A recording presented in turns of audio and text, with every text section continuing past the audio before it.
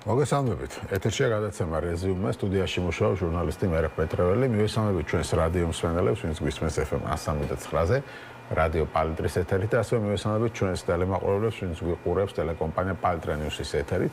აქვე შეგახსენებთ, რომ შეგიძლიათ Facebook-ზეც გვადევნოთ თვალი, თუ მოძებნით პალტრა ნიუსის გვერდს და ასევე YouTube-ზეც თუ მოძებნით პალტრა ნიუსის არხს. თურქეთის თავდაცვის სამინისტროს განცხადებით, თურქეთისკენ გაშვებული ირანის ბალისტიკური რაკეტა გაანადგურეს. თურქეთის თავდაცვის სამინისტროზე დაყრდნობით ინფორმაციას თურქული მედია ავრცელებს. თურქეთის თავდაცვის უწყების განმარტებით, ირანული რაკეტა ერაყისა და სირიის საჰაერო სივრცის გადაკვეთის შემდეგ თურქეთის საჰაერო სივრცისკენ მიემართებოდა. როდესაც ის აღმოსავლეთ ხმელთაშუა ზღვაში განლაგებულმა ნატოს საჰაერო და სარაკეტო თავდაცვის სისტემებმა გაანადგურა. თავდაცვის უწყების ინფორმაციით, შემთხვევის შედეგად გარდაცვლილები და დაშავებულები არ არიან. ამ ფაქტს გამოეხმაურა ნატო, რომელმაც დაგმო ბალისტიკური რაკეტის გაშვება თურქეთის მიმართულებით, იცით რომ თურქეთი ნატოს წევრი ქვეყანაა. ამერიკის თავდაცვის მდივანი პეიტ ჰეგესტი ამბობს ასეთ რამე, ამერიკა ირანში იმარჯვებს. ჯერ მხოლოდ მეოთხე დღეა, ჩვენ ახლა დავიწყეთ მათი შესაძლებლობების ჩამოშლა და განადგურება. როგორც პრეზიდენტმა თქვა, ჩვენ საჭირო დროს დაუთმობთ იმას, რომ წარმატებას მივახციოთ ერთ კვირაზე ნაკლებ დროში. მსოფლიოში ორ ყველაზე ძლიერ საჰაერო ძალას ირანის ცაზე სრული კონტროლი ექნებაო, განაცხადა ჰეგესტმა. პიტ ჰეგსეტის განცნობით აშშ-ის დეპარტამენტის შემდეგ იმ ირანული სამხედრო დანაყოფის ლიდერი დარტყმების შედეგად დაიღუპა, რომელმაც დონალდ ტრამპის მკვლელობა სცადა. ირანმა პრეზიდენტ ტრამპის მკვლელობა სცადა, ბოლოს კი პრეზიდენტმა ტრამპმა გაიცინაო, აღნიშნა თავდაცვის მდივანმა.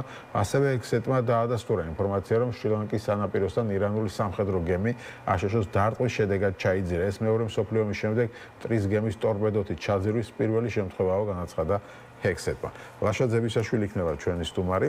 მივესალმებით მარს, გამარჯობა ლაშა. მადლობა გადაცემაში მონაწილეობისთვის და ზოგადად ირანის დაწყებული ომი ეს იქნება ჩვენი საუბრის თემა და ამ ომის განვითარება, როგორ შეიძლება რომ ის განვითარდეს, ჰეგსეტი ძალიან ესე არის ოპტიმისტურად განწყობილი, რომ შეიძლება ეს ყველაფერი მალე დასრულდეს. რამდენად შენს ასე ფიქრობ, რომ მალე შეიძლება გავიდეს ფინიშზე ამერიკა და ისრაელი? ხო, ყველაფერი დამოკიდებული არის იმაზე, თუ რა გეგმა გააჩინა ერთ მხარეს და მეორე მხარეს. ყველას ესმის, რომ ძალთა სხვაობა არის ძალიან დიდი. ერთ მხარეს არის გლობალური ჩათვალეთ ადრე, ეხლაც ჰეგემონი, რომელიც ფლობს აბსოლუტურად უპირატეს საჰაერო ძალას და არა მხოლოდ საჰაეროს, არამედ საზღვაო ძალას, რომელიც მოყრილია იქ რეგიონში. მის გვერდით არიან მოკავშირეები, რომლებიც ცალკე დამატებით ეხმარებიან მას როგორც საცეცხლე ძალით ან საჰაერო კომპონენტ, ასევე სადაზვერვო ინფორმაციით და ამის საპირწონედ ჩვენ გვაქვს ირანული შეერაღებული ძალები, რომლებიც რა თქმა უნდა ვერანაირ შედარებაში ვერ მოვლენ, განსაკუთრებით ახლა როცა ვსაუბრობთ საჰაერო, სარაკეტო თუ საზღვაო კომპონენტის გათვალისწინებით. ჩვენ არ ვიცით რა თქმა უნდა კონკრეტულად მათი გეგმები როგორ რა შეიცავს, დეტალები არ ვიცით. ზოგადად ვიცით რომ ამერიკის შეერთებული შტატების ამოცანა შედგება რამოდენიმე პუნქტისგან. ერთ-ერთი ეს არის სამხედრო და იმ რეპრესიული ინფრასტრუქტურის მორღვევა, ან მუშაკთა კორპუსის ინფრასტრუქტურის მორღვევა, პოლიტიკური გაწყვეტილების ცენტრების განადგურება, იმ სამხედრო ან სარაკეტო პოტენციალის განადგურება, ბირთვული პოტენციალის განადგურება და ამას ემატება გაჟღერებული მათ შორის რეჟიმის ცვლილება, ოღონდ რეჟიმის ცვლილება, რომელიც უნდა მოხდეს ადგილობრივი ძალებით და არა ამერიკის შეერთებული შტატების სახმელეთო ძალების დახმარებით. ეს არის ის ზოგადი მონახაზი, რაც არის. და რომელიც ხორციელდება იმ ძალებით, რაც თავმოყრილია იქ. ბუნებრივია, ეხა ბევრი გაკვეთილები აქვს ამერიკელებს, ეხა ასეთი ტიპის ინტერვენციის განხორციელებისას, იქნება ეს ავღანეთი, იქნება თუ ერაყი. ანუ რა შეცდომები იქნება იქ დაშვებული? ხო, სადაც ფაქტობრივად ხო, როგორც ჭაოში შეეფლება. ჭაოში შეეფლება და ამიტომ მათი მიდგომა არის, რომ ჩვენ არ შევავთ სახმელეთო კომპონენტ არც ერთ შემთხვევაში. ბუნებრივია ეს ახლა საერთოდ არ გამ ტრამპმა თქვა, რომ ეგეც უგახდა საჭირო. ეგეც ხო, ეგ უნდა თქვას რეალურად, იმიტომ რომ ჩვენ მზად ვართ ცოტა ხანგრძლივი პერიოდისთვის, მაგრამ გასაგებია რომ სახმელეთო კომპონენტში შედის მათ შორის სპეციალური დანიშნულების ძალები და ასე ვთქვათ, ის ძალები, რომლებიც არ ჩან რადარებზე, მაგრამ რეალურად იმყოფებიან იქ ხმელეთზე. ეს თან მასიურად ეს რა თქმა უნდა, ოღონდ ეს არ გულისხმობს რა თქმა უნდა ბრიგადების და დივიზიების და ასე განლაგებას, როგორც ეს მოხდა ერაყის პირველი და მეორე ომის დროს. აქ საუბარია იმაზე, რომ თვითონ ირანის ხელისუფლებას რა გეგმა გააჩინა გადარჩენისთვის და გადარჩენაზე ვსაუბრობ, პირველ რიგში ფიზიკურ მარტო ფიზიკურ გადარჩენაზე არ საუბრობ, პოლიტიკურ, ეკონომიკურ და სამხედრო გადარჩენაზე და მათ შეუძლიათ როცა ასეთი დისბალანსი, ზოგადად ომის წარმოების მეცნიერებაში, ხო, როცა აი ესეთი დისბალანსი არის ძალების, კონვენციური ძალები, როცა უპირისპირდებიან ერთმანეთს და ერთი ძალა კონვენციური რამდენჯერმე აღემატება თავისი პოტენციალით მეორე კონვენციურ ძალას, ის აპრიორი განწირული არის განადგურებისკენ და ერთადერთი მისი გამოსავალი ამ სიტუაციაზე რომ გადარჩეს, გადავიდეს არაკონვენციურ, როგორც ტალიბანი იყო, ხო? და ეს ავღანეთის მაგალითი ძალიან კარგი არის, იმიტომ რომ ის მარში რაც დაიწყო ჩრდილოეთიდან გავიხსენოთ ჩვენ როგორ დაიწყო თალიბანისგან ავღანეთის გათავისუფლება მოხდა გარკვეულ ტერიტორიაზე ჩრდილოეთის კოალიციის შეკრება იქ გენერალი დუსტუმი იყო და აჰმად შაჰმასუდი და ასე შემდეგ და მათ საჰაერო და ასე ვთქვათ კომპონენტი დაემატა ამერიკის შეერთებული შტატები რომლებიც ამ მარშს უზრუნველყოფდნენ საჰაერო კომპონენტით და პრაქტიკულად ყველაფერს გზაზე უნადგურებდნენ სანამ არ ჩავიდნენ კაბულში და საერთო ჯამში მივიღეთ ის რომ თალიბანი გაიქცა ოღონდ თალიბანი რო გაიქცა თალიბანი მიხვდა რომ კონვენციურად ვერაფერს ვერ უპირისპირებდა ამ ძალას და იძულებული გახდა რომ გადასულიყო არაკონვენციურ ანუ პარტიზანულ მოქმედებებზე და პარტიზანული მოქმედებები ეს არის ძლიერი ბერკეტი რომელიც აგერ ოღონდ შენ უნდა იყო მზად რომ ეს შეიძლება 10 წლეულები გაგრძელდეს და პარტიზანული მოქმედებები ვერ განხორციელდება თუ შენ არ გაგაჩნია ორი დამატებითი ფაქტორი ეს არის სახალხო მხარდაჭერა სერიოზული და მეორე ეს არის საგარეო ფინანსური და მატერიალური მხარდაჭერა, რომელიც უნდა ჩადიოდეს ადგილზე. ავღანეთში ეს რეალურად ამას უზრუნველყოფდა პაკისტანი. ახლა ვინ უზრუნველყოფს ახლა აქ ირანში, რუსეთის და ჩინეთის მეშვეობით როგორ მოხერხდება, არ ვიცით, მაგრამ თუ ესეთი დინამიკა თუ იქნა და თუ ჩვენ ვიხილეთ რომ შეიცვალა რეჟიმი, ოღონდ რეჟიმი კი შეიცვალა, მაგრამ მან გააგრძელა იატაკქვეშეთში ასე პარტიზანული მოქმედებები, მაშინ ჩვენ შეგვიძლია ვიხილოთ კარგი ხანი ეს სამოქალაქო დაპირისპირება ირანში, იმიტომ რომ არავის არ უნდა კონდეს ილუზია რომ შიიტური ისლამიზმს ირანში მხარდაჭერა მოსახლეობაში არ აქვს. არა, მოსახლეობაში აქვს. დიდ რაოდენობაში საკმაოდ და ეს ირანი მით უმეტეს არ არის ავღანეთი თავისი 30-35 მილიონიანი მოსახლეობით, ირანი არის 90 მილიონიანი ერი. ამიტომ ერთის მხრივ ამ ოპერაციას თუ აქ სამხედრო კომპონენტი, რომელიც სავსებით რეალიზებადი არის, ანუ ამერიკის შეერთებულ შტატებს შეუძლია აბსოლუტურად თავისუფლად ერთი თვის განმავლობაში ირანის მთლიანი სამხედრო ინფრასტრუქტურის და პოტენციალის განადგურება, მაგრამ ეს არ გამორიცხავს, რა თქმა უნდა, რომ თუ მან არ გაითვალისწინა ის ალბათობა, რომ რეჟიმი თუ გადავიდა აი ამ ფაქტორების გათვალისწინებთ, რაც თქვი საგარეო დახმარება, ფინანსური პლუს მოსახლეობის მხარდაჭერა, თუ გადავიდა პარტიზანულ არაკონვენციურ მოქმედებაზე, მაშინ უკვე მას მოუწევს გეგმის მოდიფიცირება და ახალი ამიტომ ალბათ სამხედრო ძალით არ უნდა მოხდეს, ხო? ამიტომ პოლიტიკური ცვლილება. ამიტომ პოლიტიკური ცვლილება თუ მოხდა და რეჟიმის ცვლილება თუ მოხდა, ამ რეჟიმს უნდა კონდეს ძალიან დიდი ლეგიტიმურობა, ამ რეჟიმს უნდა კონდეს ძალიან დიდი მხარდაჭერა მოსახლეობის მხრიდან, ამ რეჟიმმა უნდა ეფექტურად მოახერხოს ახალი ეკონომიკური პოლიტიკის წარმოება და ამ რეჟიმს უნდა კონდეს ძალიან დიდი სამხედრო დახმარება ამერიკის შეერთებული შტატების დასავლეთიდან, რომ მოახერხოს აი ამ პარტიზანულ მოქმედებებზე გადასული რეჟიმის თანდათანობით გამოფიტვა და საბოლოოდ განადგურება. რამდენად ესე მოხდება, რეალურად არავინ არ იცის, რეალურად ერთი რამის თქმა შეიძლება, რომ ის კონვენციური სამხედრო ინფრასტრუქტურა, რაც ირანს გააჩინა, ის აუცილებლად განადგურდება ამ მომდევნო ერთი თვის განმავლობაში. აი შემდეგ რა მოხდება, ანუ ის ახალი რეჟიმი, რომელიც დიდი ალბათობით ეს ადრეც თქვი და ახლობით ერთი თვისին თუ ორი თვისინ რომ ის აუცილებლად დაიწყება რომელიღაც პროვინციაში ერთგვარი აჯანყებით და გათავისუფლებით და ეს მარში თეირანისკენ დაიწყო დიდი ალბათობით მაშინ თქვი რომ ეს იქნებოდა ქურთისტანი ანუ ქურთული რეგიონებიდან დაიწყებოდა ვნახოთ შეიძლება ეს მართლა ესე მოხდეს მაგრამ რეალურად როცა ეს რეჟიმი შეიცვლება და თეირანში ახალი პოლიტიკური ძალა მოვა აი აქედან იწყება რეალურად ყველაზე რთული პერიოდი ვიდრე ეხლა იმიტომ რომ ეხლა არის ჩათვალეთ ეს არის ომის მათემატიკა ჩვეულებრივად ეს არის სამიზნეების გამოვლენა და განადგურება რაც ამერიკის შეერთებულ შტატებს და ისრაელს ძალიან მარტივად შეუძლია ხო ნუ კიდევ ერთი ვარიანტი რომელზეც პრინციპში ტრამპიც საუბრობს არის ის რომ ამ რეჟიმში ცოტა უფრო ნორმალური ხალხი გამოჩნდეს ხო რომელიც გადაწყვეტს ითანამშრომლოს დასავლეთში ეს ბუნებრივია აქ ბევრი ფაქტორი არის კიდევ უცნობი ფაქტორი არის ერთი არის რომ ჩვენ გვაქვს თაობების ცვლილება ირანში და ირანმა ხამეინის შვილი აირჩიეს კი ბატონო ლიდერად ხო, ну, ეხა ეგ ბუნებრივი მომენტი არის და ამას მაგრამ საქმე იმაშია, რომ როგორც ეს საინტერესო პროცესები მიდის ზოგადად ისლამ სამყაროში და ეს თაობის ცვლილება იწვევს ზოგადად მოსახლეობაში, განსაკუთრებით ახალგაზრდა მოსახლეობაში აბსოლუტურად სხვა მოლოდინებს მთავრობების მხრიდან. და როცა შენ ყავს მთავრობა, რომელიც არათუ ჩარჩენილი არის წარსულში, არამედ ის სრულიად რადიკალურ შეხედულებებს იზიარებს და ცდილობს რომ ეს ძველი რადიკალური შეხედულებები მოახვიოს იმ თაობას, რომელიცაც ეს აბსოლუტურად უცხო არის ამ გლობალური და ინტერნეტით სავსე სამყაროში, ჩვენ ვიღებთ აბსოლუტურად არაადეკვატურ, ანუ აცდენებს მოლოდინების მოსახლეობის მხრიდან და მთავრობის შორის. ამიტომ ჩემი გადმოსახედიდან ირანი ეხა მეტნაკლებად არის მზად იმისთვის, რომ ეს ცვლილება მოხდეს. ამ ცვლილების უბრალოდ შინაგანი ძალა როგორც ჩანს, ну, გასაგები დიდი რეპრესიული აპარატი არის ესეთ ქვეყნებში როგორც წესი არ არის საკმარისი ხოლმე და ამ ტრიგერად თამაშობს ახლა ეს ამერიკის შეერთებული შტატები და ისრაელის ოპერაცია, რომელმაც უნდა ეს გამოაჩინოს ის პირები და ის პოლიტიკური ახალი ძალები, რომლებიც ითავებენ ახალი ირანის მშენებლობას. ნახოთ გამოვა ეს თუ არა. ხო, ну, დღეს რო ინარჩუნებენ ხელისუფლებას, ეს მაინც არის ალბათ ერთად ამ აპარატზე, ხო, დამოკიდებული რეპრესიული აპარატი, რომელიც ახსენებს. თუმცა მხარდაჭერას ალბათ აქვთ. არ უნდა გქონდეს შენ ახლა რაღაცა ისეთი ილუზია, რომ დარტყმების განხორციელების პირველივე დღიდან ეს სისტემა, რომელიც 10 წლების განმავლობაში იყო გამყარებული, რომელსაც ეს მხოლოდ პოლიტიკური სისტემა არ არის, ეს არის მართლობითი, ეს არის მთელი ეკონომიკური, ფინანსური, რომელიც ერთმანეთზე არის, ეს ბლოკები გადაჯაჭვული, რომ ეს სისტემა უცებ ჩამოიშლება და ასე. რა თქმა უნდა, ამ სისტემას ძალიან დიდი დარტყმები აქვს, ვიღაცები ნადგურდებიან ფიზიკურად და ასე შემდეგ.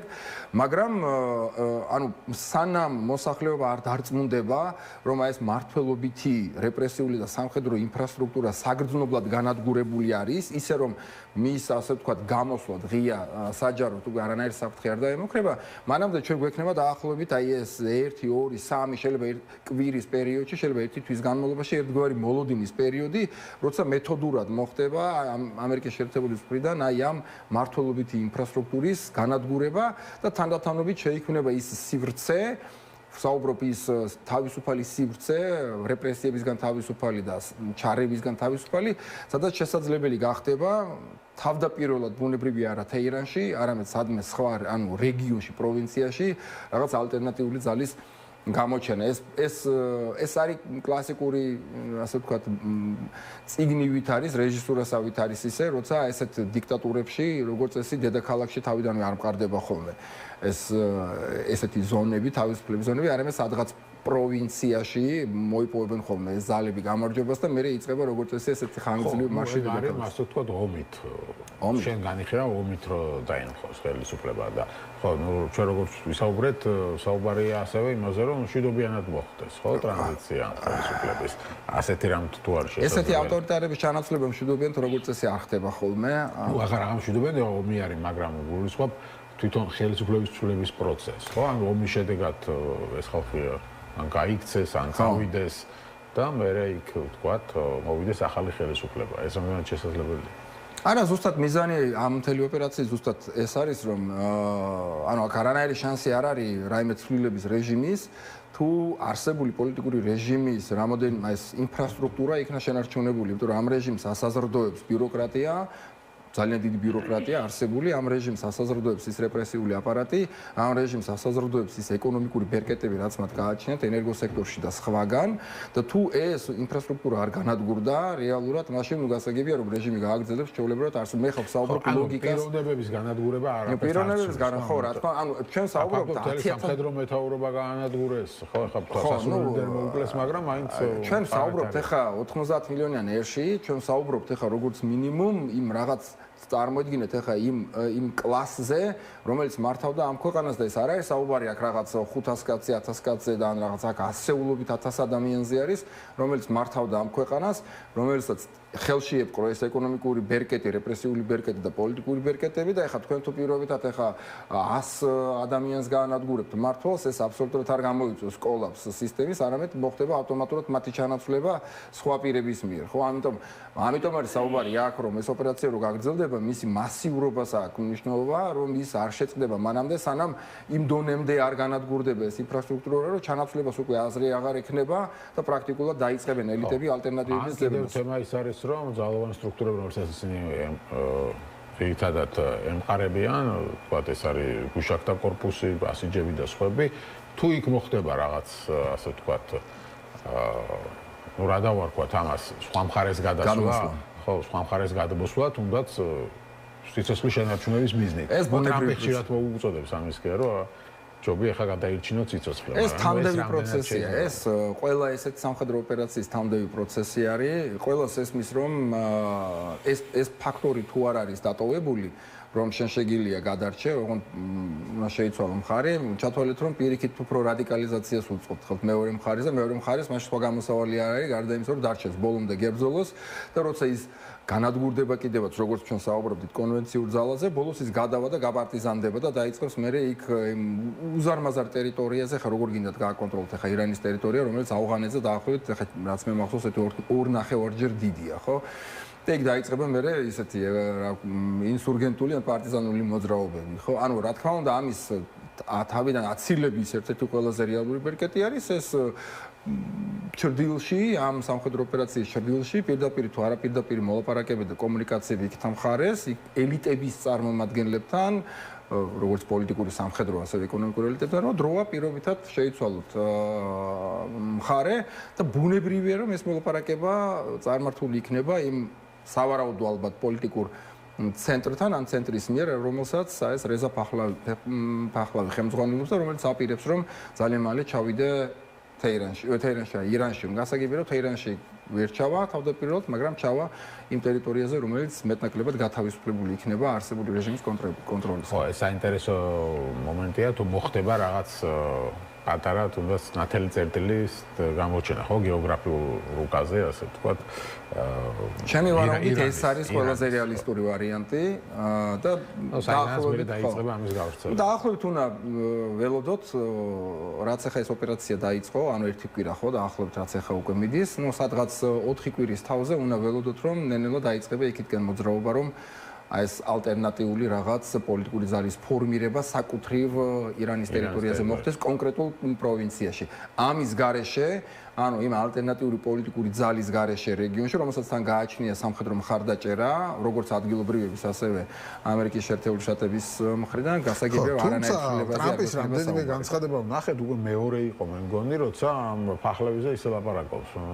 რადო არა ვარო დარწმუნებულია, რომ მას იქ მხარდაჭერა ექნება ირანშიო, უფრო უკეთესია თუ ადგილობრივი მე იქნება, გუშინაც თქვა ეს, ხო ნახე. ანუ ესეც აბსოლუტურად ნორმალური განცხადება. ჩემ გადმოსახედით ეს არის აბსოლუტურად ნორმალური. ახლა თქვენ რომ იყოთ პრეზიდენტი და უყურებთ სიტუაციას, თქვენ მოგდით მუდმივად ინფორმაციას, ადაზვერო ინფორმაცია, ადგილიდან მოგდით ინფორმაცია, სადაც ანუ თქვენი მიზანი არის ახალი პოლიტიკური რეჟიმის შექმნა და ამ დროს იცით რომ ადგილზე იქ თქვენ ყავთ წარმომადგენელი, რომელიც გაცილებით მეტ გავლენას ფლობს ადგილობრივ ძალებში, ელიტებში ან მოსახლეობაში, ვიდრე თუნდაც რეზა ფეხლები. ბუნებრივია რომ მაშინ ძირითადი დაყრდნობა უნდა მოხდეს იმ ძალაზე, იმ ახალ ასე ვთქვათ ჯგუფზე, ვიდრე გარედან იმპორტირებულ რაღაც ელემენტზე, თუნდაც ეს დიდი მეფის შთამომავალი იყოს. აბსოლუტურად ლოგიკური განცხადება და აქ არაფერი გასაკვირი არ არის. კი ბატონო, თუ მოხდა ირანში ხელისუფლების ცვლილება, ეს რას სულის ჩვენთვის მაგალითად, ჩვენი რეგიონისთვის? ბევრს აქვს კითხვა, თქვენ რატო გიხარიათ? ეს ამბავი რატო უხარიათ ქართველებს, ხო იქ? ანუ რადიკალურად, ერთ დავიწყოთ რომ ახლო აღმოსავლეთში რადიკალურად იცვლება ზოგადად გეოპოლიტიკური ბალანსი ძალების, იმიტომ რომ ნამეტანიც ახლა ოპტიმისტები, ნაადრევად ოპტიმისტები ვიქნებით, ახლა რომც მოხდეს ცვლილება, ვეჭვობ რომ უცებ მალე დამყარდეს იქ რაღაც ლიბერალური დემოკრატია და ან ისეთი დასავლური ტიპის დემოკრატია, იმიტომ რომ ირანი არ არის ესეთი მარტივი ქვეყანა, ძალიან ბევრი ეთნიკური ჯგუფი ცხოვრობს ირანში და თუ აქამდე ყველა ამათი გამაერთიანებელი, ასე ვთქვათ, სტრუქტურა იყო რელიგიური, ეს შიიზმი, რომელსაც თან თავისი ექსპანსიონისტური, ასე ვთქვათ, დომინანტური პოზიცია ჰქონდა რეგიონში და აიათოლა ხომეინის ჰქონდა აი ეს ხომეინის, აიათოლებს ჰქონდათ აი ეს ლეგიტიმურობა, რელიგიური ლეგიტიმურობა, როცა ამას სულით თქვენ დემოკრატიული სისტემით, ლიბერალური დემოკრატიული სისტემით, სადაც თითოეულ ხმას ფასი აქვს, ოღონდ ეს ხმა არის პოლიტიკური და არა პოლიტიკურად ლეგიტიმიზირებული და არა სულიერი პირი, არ ასე ვთქვათ, რელიგიით, ბუნებრივი აქ მაშინ უკვე მიდის გაცილებით უფრო დიდი ბრძოლის როგორ პლაცდარმი იქმნება, სადაც ყველა ჯგუფი უკვე გრძნობს იმ თავის ძალას, ხო და შესაძლებელია რომ ეს არც თუ ისე როგორ ითქვა თეორიას ეკუთვნის ის რომ ცოტა ხანი ირანს ექნება ერთგვარი ასე ვთქვათ შინაგანი ბრძოლის, შიდა დაპირისპირების, მათ შორის გარკვეული სახის ეთნიკური დაპირისპირების ან ემანსიპაციის რაღაც პერიოდი, ხო? იმიტომ რომ თითოეულ ახლა იქ ეთნიკურ ჯგუფს ახლა ბელუჯები იქნებიან, ლურები იქნებიან, ქურთები იქნებიან თუ აზერბაიჯანელები იქნებიან, ამ ახალ დემოკრატიულ სისტემაში ყველას მოუნდება რაღაცა თავისი პოლიტიკური გარანტიების მიღება, ხო? რომ დისკრიმინაცია არ მოხდეს და ასე შემდეგ. ხო და ბუნებრივია ეს არც თუ ისე არასახიფათო პერიოდი არის ზოგადად სახელმწიფოებრიობისთვის ირანისთვის და ამიტომ აქ მთლად ახლა ესე გარანტირებულად მშვიდობა და სტაბილურობა არ არის ხო მოცემული მაგრამ აქ მაინც მე ცოტა მაინც ოპტიმიზმს დავიტოვებ ხო ის რომ ირანი გახდება ჩვენს რეგიონში კიდევ ერთი ამერიკის მოკავშირე სახელმწიფო. ნუ აქ ხო, ანუ ერთი რუსეთის მოკავშირისგან გარდაიქმნება ამერიკის მოკავშირე სახელმწიფო. ერთი ვიტყვი იმას, რომ ირანელი ხალხი, ანუ როცა საუბრობდი თაობებს, ანუ ტრანზიცია მოხდა თაობების, ახალი თაობა არის მოსული და ამ ახალ თაობას უნდა ირანის ლიბერალიზაცია და დემოკრატიზაცია. დემოკრატიული ირანი ცალსახად ჩვენ ინტერესებში შედის, ხო? იმიტომ რომ ნუ გასაგებია, ჩვენ თუ ვამბობთ, რომ ჩვენ გვინდა ვიყოთ დემოკრატიული ქვეყანა, ვისურვებდით, რომ ჩვენ გვერდით იყოს ასევე დემოკრატიული ქვეყანა, რომელთანაც რაღაცა ღირებულებითი კომპონენტი გვაერთიანებს, ხო? ნუ თავს დავანებებ ახლა იმას, იმ თეორიას, რომ დემოკრატიები ერთმანეთს აღარ ებრძვიან. ხო, ეს ზოგადად ესეთი ის არის, თეორია არის, ამტკიცებს პოლიტიკის მეცნიერებებში, ემპირიულად რომ, ნუ ეგრეა, ხო, როცა ღრმად გამჭდარი დემოკრატიული სტრუქტურები გაქვს, როგორც წესი, ეს დემოკრატიები ერთმანეთს ემეგობრებიან და არ ომობენ. ცალკე ის არის ბუნებრივია, რომ ირანის ამოვარდნით, აი ამ დიდი გლობალური ავტორიტარული ღერძის კონტექსტში, რა თქმა უნდა, რუსული გავლენა ახლო აღმოსავლეთში და შესაბამისად ჩვენთანაც სამხრეთ კავკასიაში კიდევ უფრო მცირდება და ბუნებრივად არიან ახლა რუსები როცა საუბრობენ ეს ეგრეთ წოდებული პროპაგანდისტები, რუსი პროპაგანდისტები ამბობენ რომ შემდეგი ვინ იქნება თუ გამოვიდა ირანის დემოკრატიზაცია, ბუნებრივია შემდგომი ვინ იქნება ამ გეგმაშიო და ნუ მიდიან მე იქამდე რომ აი ამ სიტუაციაში ბუნებრივია შემდეგი ყველა სუსტი რგოლი რუსეთი არის. ხო, თან ახლა ტრამპმა ძალიან გაუცხროა მათ იმედები, ხო, რასაც ვაკვირდები მათ პროპაგანდას ამერიკას ისე ლანძღავენ, მაგრამ ტრამპს ჯერ კიდევ არ ლანძღავენ. თუმცა დაწებელია აღმოჩნდა და არ იხევს უკან და ისე მოქმედებს და სოვერლოვიოვის ვიდეო ნახე, რომელიც ამბობს, რომ ჩვენ რატო არ შეგვიძლია ესე დავარტყა ზელენსკის და გავანადგუროთ ადგილზე და სხვა. ნუ ერთი რომ რუსეთის რესურსები არ გააჩნია, ის სამხედრო და ის ტექნიკური რესურსი, რაც გააჩნია ამერიკის შეერთებულ შტატებს 4 წლის განმავლობაში დავინახეთ. ახლა კიდევ ერთხელ არ უნდა შევხედოთ იმას აწვევიან, რომ ეს ჩვენ არ გავაკეთეთ დასავლეთის თხოვნით. არ მოვკალით ზელენსკი არ დავბომბეთ კიევი და ასე შემდეგ. რა თქმა უნდა, ეს ახლა მტკნარი სიცრუე არის და არაერთხელ დაბომბილა კიევიც, სამთავრობო კვარტალიც და ასე შემდეგ. მაგრამ აქ მათ შორის მცდელობები იყო მისი სპეცოპერაციების, ანუ აგენტების მეშვეობით, მისი განადგურების, არა მხოლოდ ზელენსკის, ასევე მისი გარემოცვის. აქ უბრალოდ ჩემთვის ახლა გაცილებით უფრო საინტერესო არის არა იმდენად რუსეთის რეაქცია, თუმცა ესეც მოსალოდნელი არის მაინც, იმიტომ რომ რაც უფრო მომწყდეული არის დაჭერილი დათვი, მით უფრო აგრესიულად იქცევა ის და შესაბამისად მე მაინც ველოდები რომ ცოტა ხანში დააქტიურდებიან ბალტიის ქვეყნების მისამართით, იმიტომ რომ ეს არის ერთადერთი მათი გამოსავალი, რომ რაღაცნაირად ეს გაიხანგრძლივონ თავისი არსებობა და ევროპა ულტიმატუმის და დილემის წინაშე დააჭაღონ, მაგრამ ჩემთვის უფრო საინტერესო არის ჩინეთის მოქმედება, იმიტომ რომ ჩინეთისთვისაც ცხადია ირანის ამოვარდნა ამ ღერძიდან, ამ ავტორიტარული ღერძისგან სერიოზული გამოწვევების წინაშე აყენებს, ნუ ენერგეტიკულ სფეროში ცალსახად, ირანის ძირითადი მიმწოდებელი იყო ნავთობის ჩინეთისთვის და ბუნებრივია ჩინეთსაც ესმის, თუ ირანის თემაც მოგვარდა, აი ამ გლობალურ დაპირისპირებაში ამერიკასა და ჩინეთს შორის, ბუნებრივია შემდგომი უკვე ანუ ჩინეთი და რუსეთი არიან ჩრდილოეთ კორეასთან ერთად საიდკენაც მე შეტრიალდება აი ეს გეოპოლიტიკური ასე ვთქვათ ფოკუსი. მათ ძალიან კარგად ესმით და მე მაინტერესებს აი შევხედა უფრო დავაკვირდები რას მოიმოქმედებს ჩინეთი იმისთვის რომ გადაარჩინოს აიათოლების რეჟიმი, იქნება სამხედრო დახმარება, ფინანსური დახმარება ხელში უწყობს თუ არა აი ამ ასე ვთქვათ ინსურგენტული ინფრასტრუქტურის აგებას ირანში რომ საშუალება მისცეს რომ გაიხანგრძლოს, იმიტომ რომ ცალსახაა რომ თუ ირანის დღევანდელ რეჟიმს სურს გადარჩენა, მათ უნდა ითამაშონ გრძელი თამაში.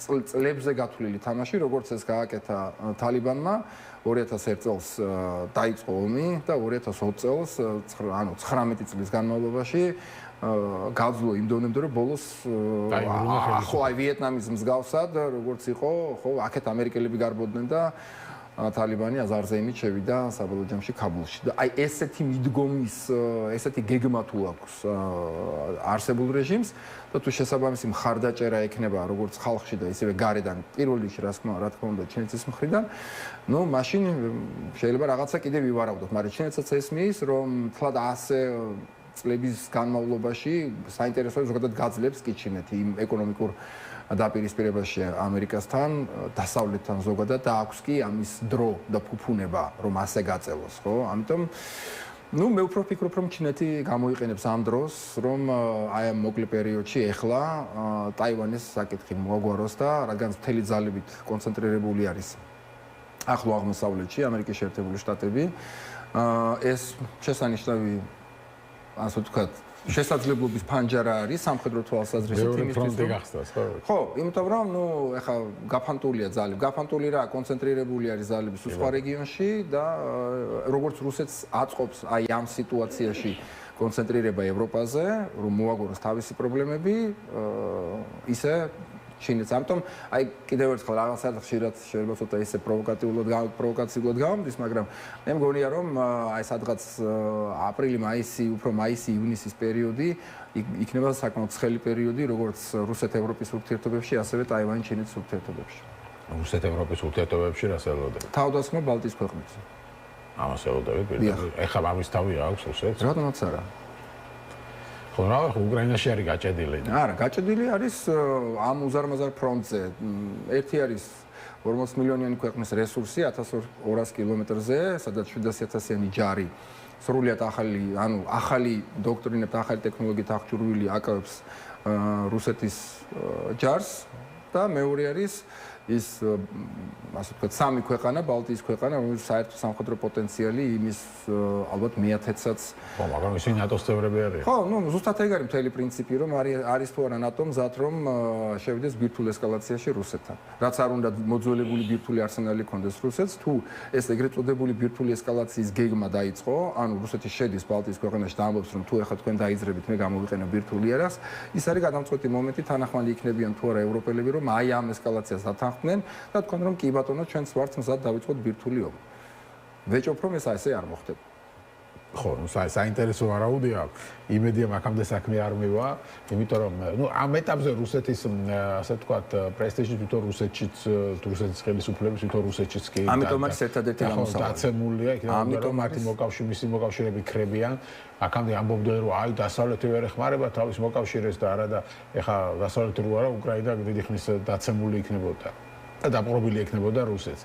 დასავლეთის დახმარება ხო არა და აგერ რუსეთის მოკავშირეები ერთმანეთის მიყოლებით კვდებიან. სწორედ ეს არის და ასე შემდეგ. ხო, სწორედ ეს არის ის გარემოება, რაც აიძულებს რუსეთს რომ წავიდეს ვაბანკზე. სხვა შემთხვევაში ის გარანტირებულად განწერულია. გასაგებია. მადლობა დიდი განაცემაში მონაწილეობისთვის. ლაშაძე ვისაშვილი იყო ჩვენი სტუმარი. დაგვეოდოთ რეკლამის შემდეგ შემოგვიერთება პარლამენტის წევრი ტატა ხვედელიანი გახარია საქართველოსთვის დეპუტატი. ჩვენ უკვე შიდა პოლიტიკაზე ვისაუბრებთ, ოპოზიციის გაერთიანებაზე, რატო არ უერთდება გახარიას პარტია ამ გაერთიანებას.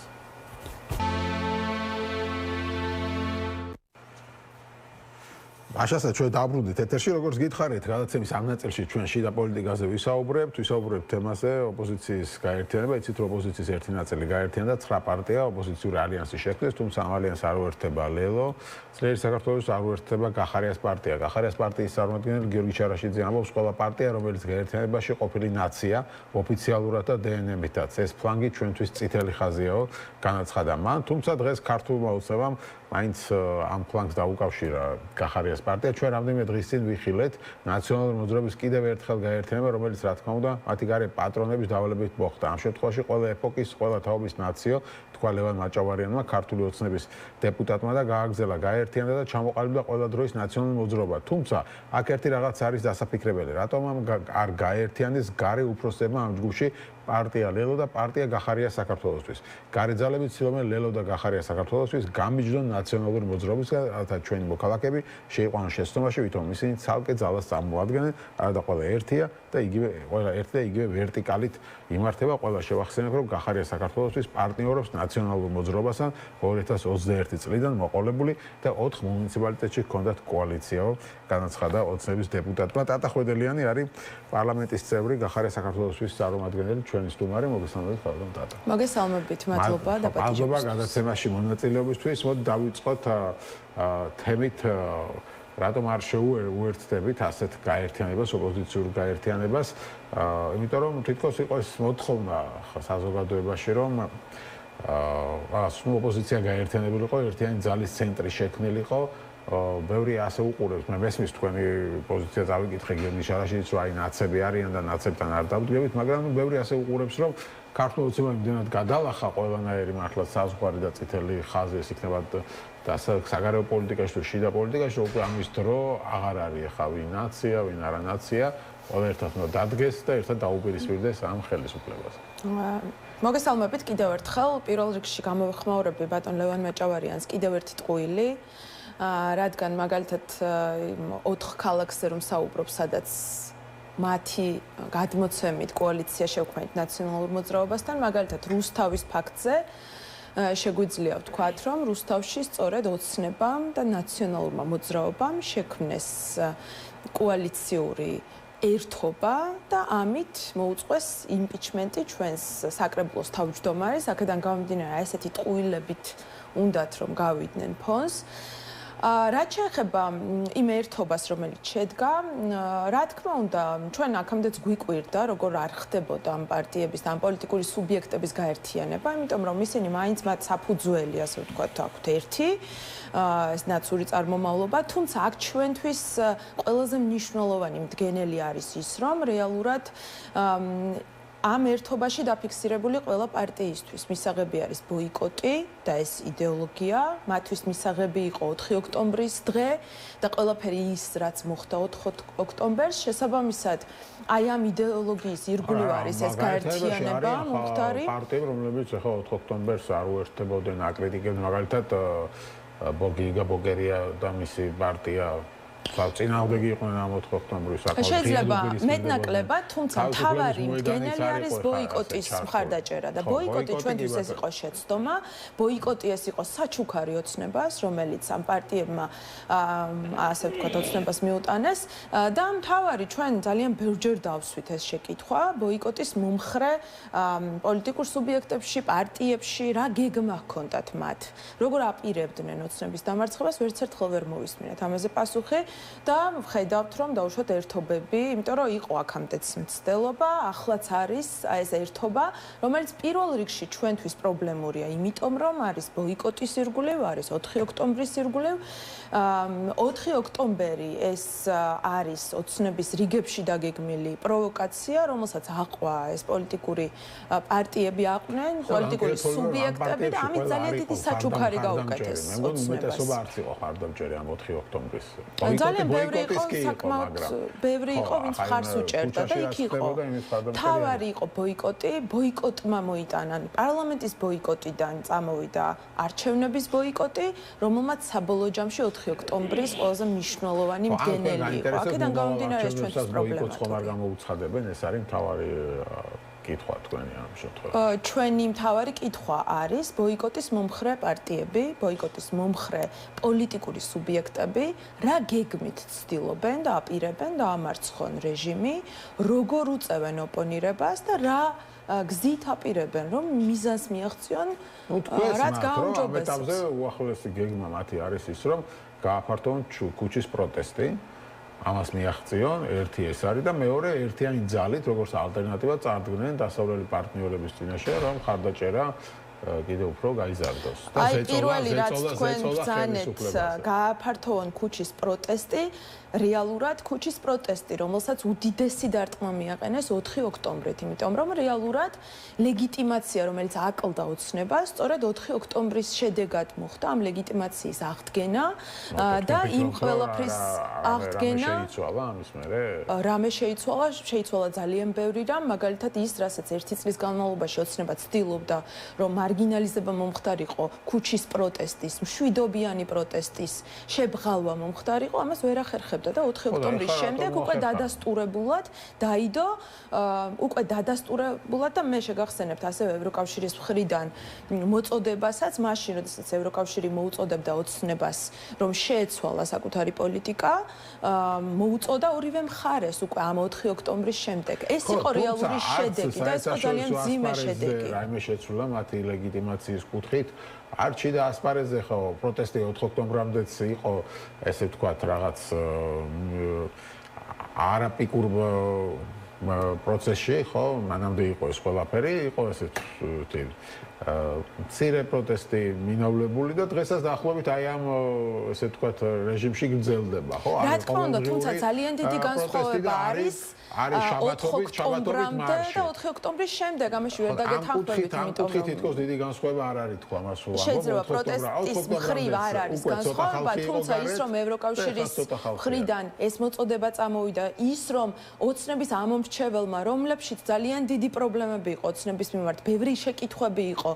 სწორედ ეს ლეგიტიმაცია აღიდგინა, სწორედ ის ამომრჩეველი, რომელიც ოცნების ამომრჩეველი, რომელიც აქამდე აი ამ ძალადობრივ აქტებს ადეკვატურად აფასებდა და ხედავდა ოცნება რასაც აკეთებდა, 4 ოქტომბრის შემდეგ ეს ოცნების ამომრჩეველი ისევ დაბრუნდა ოცნების მხარდამჭერებად, იმიტომ რომ რეალურად მოხდა ამ პროცესის მარგინალიზება, მშვიდობიანი აქციის რა თქმა უნდა, სახის ცვლილება მოხდა 4 ოქტომბრის შემდეგ და ამაზე არიან პასუხისმგებლები კონკრეტული პოლიტიკური სუბიექტები, კონკრეტული პირები.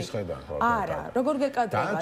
დღემდე არ არიან ნაციონალური მოძრაობის ძალიან ბევრი სუბიექტი, რომელიც არ არის ციხეში დღესდღეობით, პოლიტიკური პასუხისმგებლობაზე გესაუბრებით მე რა თქმა უნდა. პარტიები ამას ვინც აქ არიან? ეხლა მაგალითად არის ევროპული საქართველოს პატარა პარტიები არიან, თავისუფლების მოედანი, ახალი პარტია არის, თქვი მე გიგაბოკერიას პარტია თქვი სხვა პარტიები, რომლებიც 4 ოქტომბერს ხარს არ უჭერდნენ.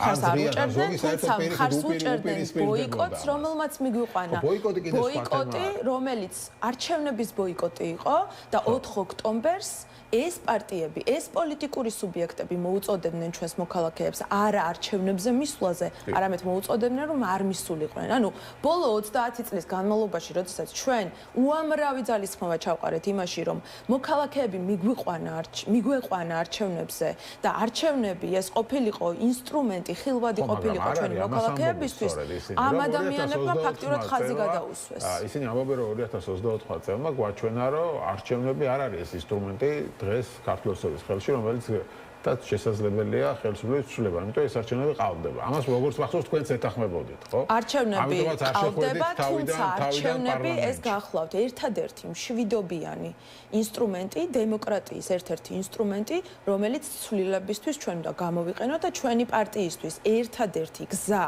ბრძოლისა არის მშვიდობიანი და არის არჩევნების გზით. ამიტომ ჩვენ ვირჩევთ საპარლამენტო ტრიბუნებს, ჩვენ ოპონირებას უწევთ, მწვავე ოპონირებას უწევთ, ჩვენ კითხვებს განსხვავებულ აზრს ვაფიქსირებთ და რა თქმა უნდა ჩვენ ყოველთვის ვიბრძოლებთ მშვიდობიანი ფორმით და არჩევნებით და ამიტომაც არის ჩვენთვის მიუღებელი რადიკალური სცენარის განვითარება, ის პარტიები, რომლებიც ამ სცენარის განვითარებას უჭერენ მხარს, რაღაც მშვიდობიან დამხობებზე საუბრობენ, ჩვენ ამაზე ძალიან ბევრჯერ გვისაუბრია და რეალურად ახლაც ჩანს რა შედეგები მოგვიტანა. ამ 4 ოქტომბერმა ბოიკოტმა დაამძიმა უარეს დღეში ჩააგდო ჩვენი ქვეყანა, ჩვენ ყავს უფრო მეტი პატიმარი, ჩვენ პოლიტიკურ ჩიხში ვართ ფაქტიურად და ამით ზარალდება ჩვენი მოსახლეობა, ჩვენი მოქალაქეები და საბოლოო ჯამში ჩვენი ეროვნული ინტერესები. ხო, გასაგებია, მაგრამ საბოლოო ჯამში თქვენმა პოზიციამ თქვენს დაგაზარალათ, ხო, ნახეთ ჩვენ რომ არჩევნებზე ვერ მიიყვანეთ იმდენი ამორჩეველი, თქვენივე ამორჩეველი, რომელიც წინ არჩევნებზე 2022-ში მოგცეს, ხმა? რა თქმა უნდა. გაცილებით მეტმა ამორჩეველმა მოგცა, ხმა 2024-ში ვიდრე რა თქმა უნდა, და ჩვენ ვაღიარეთ, ჩვენ არც მაგაში არ გვაქვს არანაირი კომპლექსები, ჩვენ ვაღიარეთ ის, რომ რეალურად ვერ დავარწმუნეთ მოქალაქეები იმაში, რომ იმ დღეს ბიძინა ივანიშვილს და რეჟიმს სურდა ის, რომ ადამიანები საარჩევნო კუთებთან არ მისულიყვნენ. ჩვენ ვერ დავარწმუნებთ. თქვენი ამომრჩევლების ბოიკოტის მომხრეები იყვნენ, ხო? დიდი ნაწილი ასე გამოდის. ჩვენ ნებისმიერ ამომრჩეველს ველაპარაკებით, მთავარი ჩვენი გეგმაც არის ის, რომ ოცნების ამომრჩეველსაც ველაპარაკებით და ვცდილობთ ჩვენი გეგმა არის ის, რომ ჩვენ შევამცირებთ ოცნების ამომრჩევლებს და ამით მივაღწევთ ჩვენს მიზანს. შესაბამისად, რა მნიშვნელობა აქვს ჩვენ არ ვარჩევთ. ამას ვამბობ, თქვენი ტაქტიკით, ანუ ოცნების ამომრჩეველი კი არ შემცირდა, თქვენი შემცირდა. ჩვენი შეიძლება მივიღეთ. დიახ, ჩვენ ვერ დავარწმუნეთ, იმიტომ რომ ისეთ მდგომარეობაში ჩაგვაქვს და ამიტომაც ვიძახით, რომ ეს არის უპასუხისმგებლო პოლიტიკოსების, უპასუხისმგებლო პოლიტიკური ძალების დამსახურება ის, რომ დღეს ოცნება გაძლიერებულია, ის რომ მან გაიმყარა თავისი პოზიციები, ის რომ ლეგიტიმაცია შეიძინა, რომელიც მას აკლდა, იმიტომ რომ 2024 წლის არჩევნების შემდეგ იმ ძალადობრივი აქტების შედეგად, იმ ძალადობრივი და აგრესიული პოლიტიკის შედეგად მას ჰქონდა ამ ლეგიტიმაციის დანაკლისი, საკუთარ ამომრჩევლებში ჰქონდა და 4 ოქტომბრით და ბოიკოტით ჩვეულებრივად აღიდგინა მან ძალები, გაიმყარა პოზიციები და დღეს აი ამ პროცესში ვართ. არჩევნების ამომრჩევლის დაკარგვას სხვა პარტიებს აბრალებთ ამ შემთხვევაში? არა, ჩვენ რა თქმა უნდა არ ვაბრალებთ, ჩვენ ვაღიარეთ, ჩვენ ბევრი ვისაუბრეთ იმაზე, ჩვენ არ გვაქვს არანაირი კომპლექსი ვაღიაროთ ჩვენი შეცდომები. და ერთ-ერთი ჩვენი პრობლემა იყო ის, რომ ჩვენ ვერ დავარწმუნეთ ამომრჩეველი, რომ არა ბოიკოტი, არამედ არჩევნებზე მისვლა იყო ბრძოლის სწორი ფორმა. ეს გითხრეს ამომრჩევლებმა თქვენ რომ ვერ დავარწმუნეთ, იმიტომ რომ სწორი იყო ბოიკოტი. ჩვენ გვაქვს, ნახეთ, ჩვენ გვაქვს უკვე კონკრეტული შედეგები და ჩვენ შეგვიძლია რომ განვიხილოთ ის განვლილი 1 წელი და რა მოგვიტანა ბოიკოტმა, რა მოგვიტანა 4 ოქტომბერმა, რა მოგვიტანა იმან რომ პოლიტიკური სუბიექტები, რომლებიც ბოიკოტს ემხრობოდნენ, იყვნენ ტელეკომპანიების ეთერებში და საუბრობდნენ იმაზე, რომ არჩევნებზე არ უნდა მისულიყო ხალხი. ამ ყველაფერმა რა მოგვიტანა? მოგვიტანა ის, რომ 64-ვე მუნიციპალიტეტში ოცნებას ყავს საკუთარი საკრებულოს თავმჯდომარეები, საკრებულოები და 2 და 3 ადამიანი შემოიფარგლება ოპოზიციური ძალები სხვადასხვა პარტიებიდან ამ საკრებულოებში და ეს 2029 წლამდე იქნება. მაშინ, როდესაც არჩევნების გზით შესაძლებელი იყო დიდი ქალაქების შემთხვევაში ოპოზიციური ძალიან მნიშვნელოვანი გამარჯვების დადება. შეიძლება არც იყო შესაძლებელი, ვთქვათ, ასეთ საარჩევნო გარემოში როგორიც გვაქვს. ხო, ეს მოკითხვის ნიშანი. რა თქმა უნდა, თუმცა ეს იყო უფრო მნიშვნელოვანი და უფრო წინ გადადგმული ნაბიჯი საერთო მიზნისკენ ვიდრე ბოიკოტი და ის. თუმცა თქვენი ეს განცხადებაც გულისხმობს იმას, რომ ერთობლივად შესაძლებელი იყო შედეგის მიღწევა. მიიღებდით არჩევნებში მონაწილეობას თუ მაშინ ყველა ოპოზიცია თუ მიიღებდა მონაწილეობას. 2024 წლის არჩევნების შედეგებიდან გამომდინარე რა თქმა უნდა, იმიტომ რომ თბილისშიც ესე იყო. მიიღებდა მონაწილეობას, ანუ ერთობლივად შეიძლებოდა სადღაც გამარჯვება. შესაბამისად, ანუ ერთობლივი ბრძოლა გულისხმობს, რომ უფრო წარმატებულია. ესეც ამას გულისხმობს, ხო? არა, რატო გულისხმობთ ამას? მე სრულიად არ ვეთანხმები ამას. 2024 წელს არ ყოფილა ერთობლივი სტრატეგია, არავითარი ერთობა არ ყოფილა პირიქით, ჩვენ ყოველთვის ჩვენი ძალიან კაფიო ხაზი გქონდა. ერთობლივ სტრატეგიაზე ანახე, ყველა პარტია წახვედით მაშინ არჩევნებზე. ანუ ვიღაცას ბოიკოტში და ვიღაც არჩევნები არ ყოფილა. ანუ ერთიანად შეუტიეთ, რაღაც შედეგი დაიდო, რაღაც არ დაიდო. ადგილ არჩევნებზე განსხვავებული რა მოხდა. ჩვენ ამას ვამბობდით, რომ არჩევნები ეს იყოს სწორი გზა და ბოიკოტი იყო მცდარი გზა. შესაბამისად, ახლა თუ იგივე მოხდება, რომ ნაწილი პარტიების წახვალთ სხვა გზით, ნაწილი სხვა გზით, ანუ სხვა ჯობია, რომ სტრატეგია მაინც ერთიანი გქონდეთ. ანუ ერთად მიდიხართ ბოიკოტში, ან ერთად მიდიხართ არჩევნებში. ახლა სად მივდივართ, ჯერ და ბოიკოტის უდიდესი დამსახურება არის ის, რომ ჩვენ დღესდღეობით 2028 წლამდე არ ჩანს, რომ არჩევნები დაინიშნება, შესაბამისად არავინ არსად არ მიდის. ჩვენ ძალიან მტკიცედ ვაფასებთ და ძალიან მნიშვნელოვნად ვაფასებთ იმ პროცესს, რომელშიც ჩვენ ვართ და ჩვენ საპარლამენტო ტრიბუნას ვიყენებთ და ეს ჩვენთვის არის ბრძოლის გზა. ჩვენ შევცვალეთ არსებული ვითარება, ოფისად გქონდათ ქცეული საქართველოს პარლამენტი ოცნებას და ბევრი დისკომფორტის გაძლება უწევთ დღესდღეობით. არიან მაგალითად თანამდებობის პირები დღესდღეობით, რომლებიც პარლამენტში ვერ მოდიან, სწორედ იმიტომ, რომ მიქوارთ ჩვენ და იქ ჩვენ ძალიან მწვავე შეკითხვებს ვსვავთ. შესაბამისად, ამ პრაგმატულ პოლიტიკის კეთებაზე ვსაუბრობთ ჩვენ.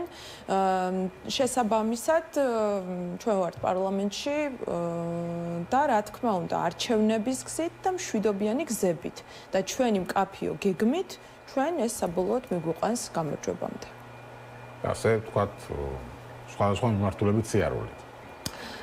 სხვადასხვა მიმართულებით სიარულით ნამდვილად იმ პოლიტიკოსებთან მიმართებაში, რომლებიც უბრალოდ უპასუხისმგებლოდ უდგებიან საკითხს, იმიტომ რომ დღეს არსებული ვითარება, ის პოლიტიკური ჩიხი, რომელშიც არის ჩვენი ქვეყანა, არის სწორედ ასეთი პოლიტიკოსების, უპასუხისმგებლო პოლიტიკოსების დამსახურება, რომლებიც თვეების განმავლობაში მოქალაქეებს მოუწოდებდნენ, რომ არჩევნებზე არ წასულიყვნენ და მოუწოდებდნენ, რომ შვიდობიანად დაამხობდნენ და 4 ოქტომბერს დაასრულებდნენ ოცნებას. ესეთივე პოლიტიკოსები საუბრობდნენ იმაზე, რომ რეჟიმი დასუსტებულია, რომ შეცვლილია პოზიციები რეჟიმის მხრიდან და რას ვხედავთ? ვხედავთ, რომ რეჟიმი, რომელშიც არის კონსოლიდირებული ძალაუფლება, რომელიც იგონებს კანონებს, იღებს ამ კანონებს, ჩვენ ამ კანონებით ვცხოვრობთ, გადასახადებს ვიხდით, ყველაფერს ვაკეთებთ და ადამიანები, რომლებიც ირჩევენ დაუშვათ ციხის გზით უფრო ეფექტიანები იყვნენ პოლიტიკაში და შემდეგ უცებ გირაოს იხდიან. ანუ აი სად არის ის თანმიმდევრულობა, რომელიც საბოლოოდ ის მყარი პოზიცია, რომელიც საბოლოოდ გამარჯვებამდე მიგვიყვანს. ჩვენ ვერ ვხედავთ ამას, ვერ ვხედავთ კონკრეტულ გეგმას, როგორ ამარცხებენ ეს ადამიანები ოცნებას. შესაბამისად, რა ერთიან პოზიციაზე უნდა იყოს საუბარი. რა თქმა უნდა, ჩვენი გეგმა არის დიდი ხანია, ჩვენ განვაცხადეთ, ჩვენ ყველანაირ პლატფორმას ვიყენებთ იმისთვის, რომ ოცნების ამომრჩეველი შევამციროთ. და ჩვენ ამას ვაკეთებთ ყოველდღიურად. გისურვებთ წარმატებას, მადლობა გადაცემის სტუმრობისთვის. ტატა ხვედელიანი, გახარე საქართველოსთვის დეპუტატი იყო ჩვენი სტუმარი. ასეთი იყო დღევანდელი გადაცემა რეზიუმე. მე გემშვიდობებით. ხვამდე ხვალ 7:30-ზე კვლავ შევხვდებით ერთმანეთს.